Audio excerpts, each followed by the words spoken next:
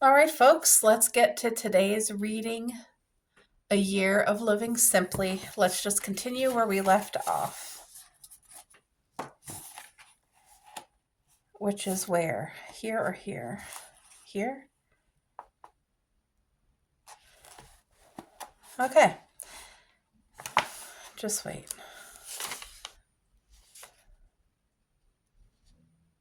I just feel like I don't remember this.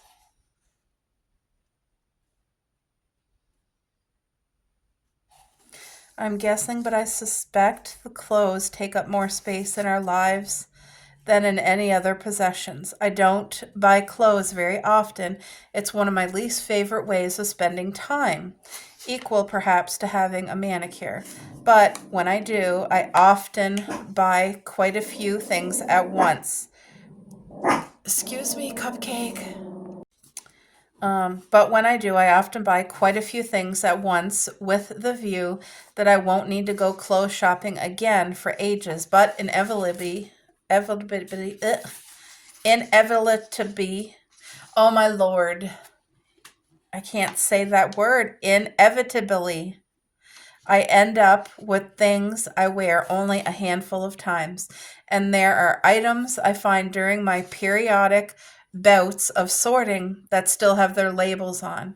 And the remorse I feel is painful. Okay, I remember reading that part yesterday because I remember, like, I can completely relate to having clothes that I've purchased that still have their labels that I never wore. So that is something I'm working towards completely stopping altogether. When I buy a piece of decor or when I buy a new mug or when I buy a new piece of clothing, I want it to be something that is very intentional, and one thing comes in, one thing got to go. Do you know what I mean? That's how I want it to be.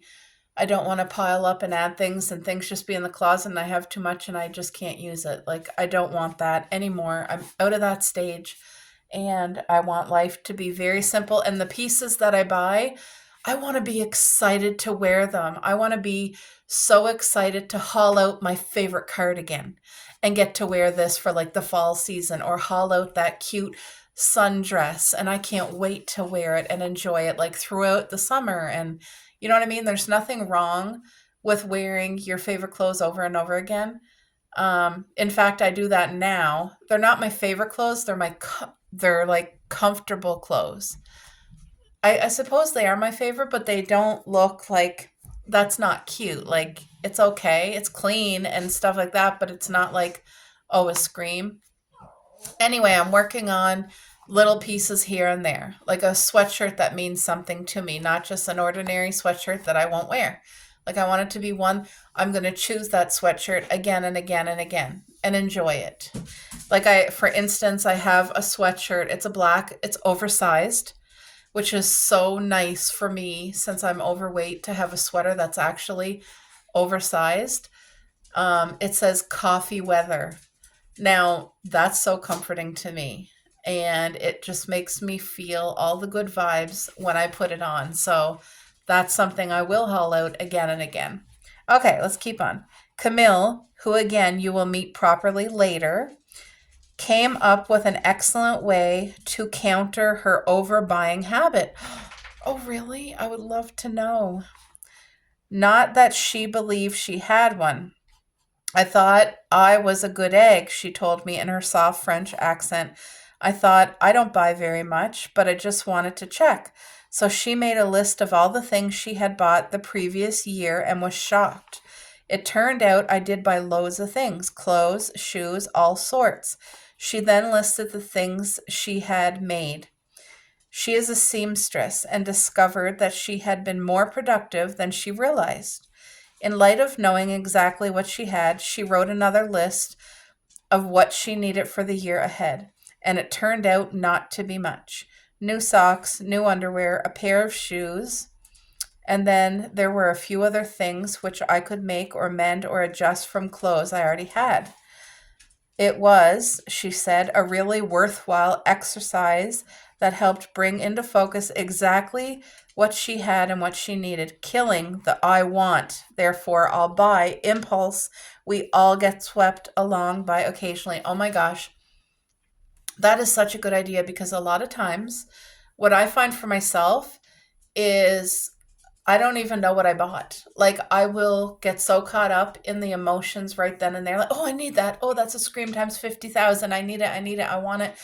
And then I get it and it like I forget that I bought it. I forget I just put it in a pile with other clothes and or like things.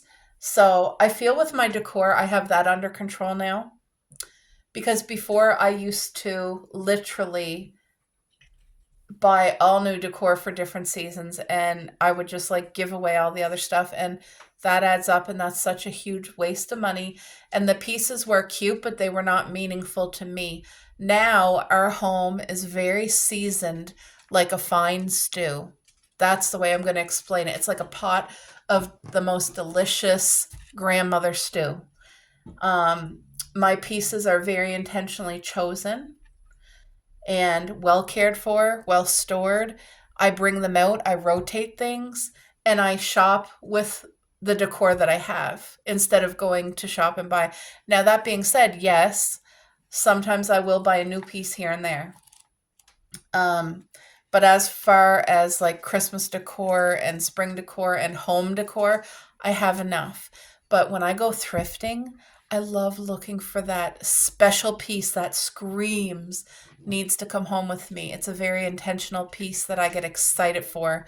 Like one year at a thrift market, I found an old fashioned, it was an amber glass Aunt Jemima syrup bottle and literally it was about a foot tall and it had the Aunt Jemima, the lady, and her hair was in a bun and it was just so beautiful and I've never seen anything like it. I think I paid $2 for it and it's a treasure. I haul it out every so often and have it on my counter with flowers in it and it's just the most beautiful piece of decor. And oh yeah, I think it's a good idea what she said, take inventory. What did you buy this past year? Like did you buy 7 pair of shoes and, didn't even use them? Did you buy all this stuff and didn't even use it? Because I'm guilty of that too and I want to change that and get rid of all that unnecessary spending and overbuying, overconsumption, impulse. That's one thing the Lord revealed to me a few years ago that I've struggled to get under control was impulse. What was the other thing? There was two things, impulse and I forget the other thing. I wrote it down on my Bible, but I there was two things that I really really like struggled with and I feel like with God's help it's all been starting to come together. So, thank you, Lord, because I can't do anything good on my own. Okay, let's continue on. I got on a tangent. Sorry about that. And I hope you don't mind. Like, please let me know in the comments. Do you just want me to read the book or do you want me to like take little breaks and chit chat with it? Okay, I did a clothes sort. I did a clothes sort at the onset of winter, going through the summery clothes I was putting away in the spare room wardrobe and reevaluating what I had to get me through the colder months ahead. I tried on a few things to see whether I still liked them or if they fit, and made a pile of things I didn't want to keep or knew I wouldn't wear. There was some decent pairs of shoes too, smart ones that have rarely seen the light of day, and a couple of winter coats. I would usually take them to the local charity shops, but this time, inspired by my dad, I contacted my local women's refuge to see if they might be useful there. Oh, what a blessing. Like the woman's shelter, you guys. I love that. And I think it is so important as we change into seasons to do what she did. Go through your wardrobe, the stuff that you're packing away, and what are you using much of that you really get excited to wear, and what have you not even touched? And bless somebody else with it, and let it be more minimal in your closet, not overwhelmed. Because when you have too many choices, it like just, oh, you don't even want to go in the closet. Anyway, in the 70s, my dad worked in an office in West London. It was opposite a building that was the headquarters of an organization called Cheswick Women's Aid, the world's first refuge for women and children escaping domestic violence. Over the years, it became a registered charity and changed its name to Refuge. Today, it provides a national network of safe houses and services for those forced to flee from their homes. Wow. My dad had been a staunch supporter of the charity since its earliest days, something I only discovered just before he died. The women the charity supports often arrive with a few possessions and little money. Donations of good quality clothes they can wear to go to a job interview or to work, can be a real help. The cupboard, that's just touching my heart because oftentimes the first that goes in my head to donate is to the thrift store. Give it to them or Salvation Army. But this book, just reading this, changed my mind to no, it's going to go to a women's shelter next time because how good does it make you feel when you're able to purchase something and feel good in it? Not only is it comfortable, but it just, you wear it, it makes you feel happy. There's so many people that can't even afford to go buy something new. Not that buying secondhand isn't a blessing, because buying secondhand is a blessing. But I'm just saying, like, I'm going to donate when I go through my clothes for summer, because spring and summer is coming up. So I will be hauling my bins upstairs with that. And whatever I'm downsizing, I'm going to give it to the women's shelter. Like, that's such a beautiful idea. The cupboard I discover that is an urgent need of attention is just outside the bathroom. It is one we created when we moved in by boxing in slightly odd shaped space left around some of the pipework. Excuse me. And it has proved fantastically useful for storing things like bottles of sun cream, packets of soap, spare loo paper, and basic medical supplies. It's quite big, bigger than most bathroom cupboards. But in the same way, the Parkinson's law states that work expands as to fill the time available for its completion. Stuff has a habit of accumulating to fill any available space. And this cupboard is the physical embodiment of that phenomenon. Oh, you guys, I'm sure all of us can relate to that too. Ludo has a habit of buying things in a way I describe as siege mentally shopping. On occasion, he will come home with enough loo paper. So loo paper is toilet paper, I'm assuming. They're from a different culture, so they name things differently, but he has came home with enough loo paper or boxes of matches or packets of biscuits to see us right for a year. Light bulbs are the other things he seems to have deep-rooted fear of running out of. There is an entire cupboard downstairs that is overflowing with light bulbs of various sorts. So many they are now piled up on top of the cupboard too. And some are so old they are banned by EU half a decade ago. And plasters.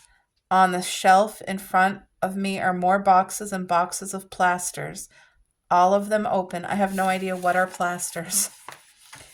Open, squashed, and spilling their contents amongst the multiple packets of aspirin, cold remedies, anti-inflammatories, tubes of antiseptics, and bottles of cough mixture.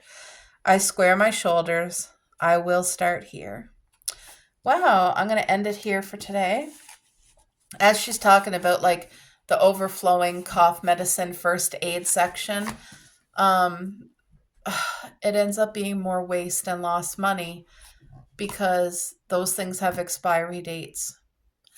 And like a Band-Aid, alcohol pad, stuff like that, to me, I don't care if there's an expiry date, but when it comes to like actual medicine like aspirin or what cold and flu things, like the genuine expiry date, like they're not good 10 years down the road.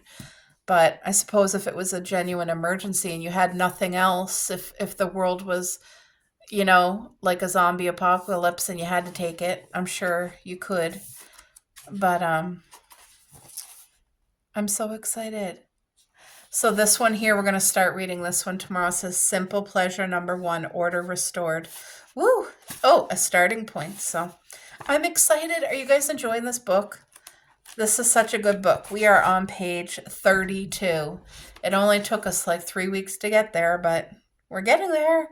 The joys of a less complicated life.